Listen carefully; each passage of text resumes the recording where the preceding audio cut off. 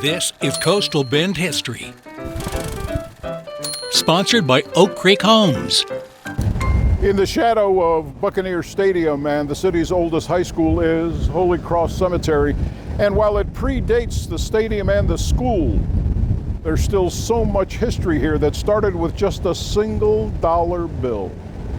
In 1866, an Irish immigrant named Mrs. Catherine Bray donated 10 acres of land to the Catholic Church so they could establish a cemetery. The land was on what was then the outskirts of Corpus Christi.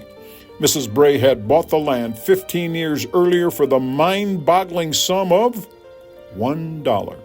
The seller was Henry Kinney, the founder of the city of Corpus Christi. The original cemetery was known as Mount Calvary.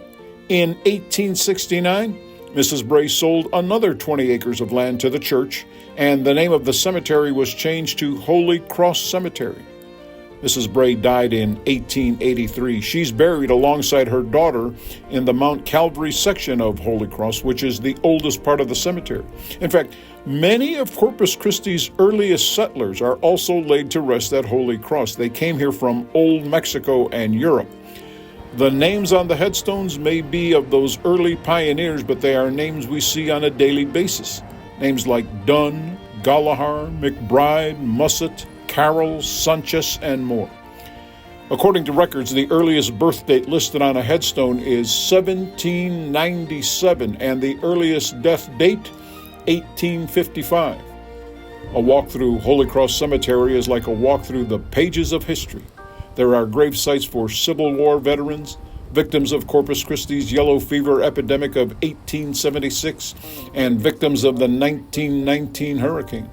Holy Cross Cemetery is also the final resting place of Corpus Christi's first casualty from World War II, Warren Joseph Sherrill, a sailor aboard the USS Arizona who was killed during the Japanese attack on Pearl Harbor on December 7, 1941. Immediately to the south of Holy Cross, there's another historic Corpus Christi cemetery. Rose Hill was established in 1914 by the former U.S. ambassador to Russia, Clifton R. Breckinridge. He led an investment group that developed the 40-acre cemetery.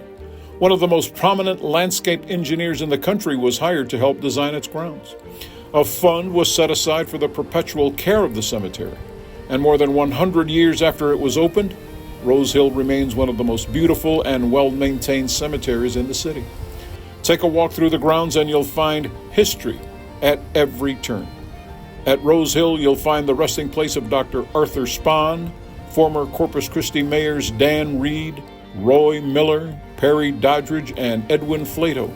You'll also find the city's most famous Native American chief, William Red Fox, who witnessed the Battle of Little Bighorn in 1876. He was known for visiting local elementary schools in the 60s and sharing his story with the students.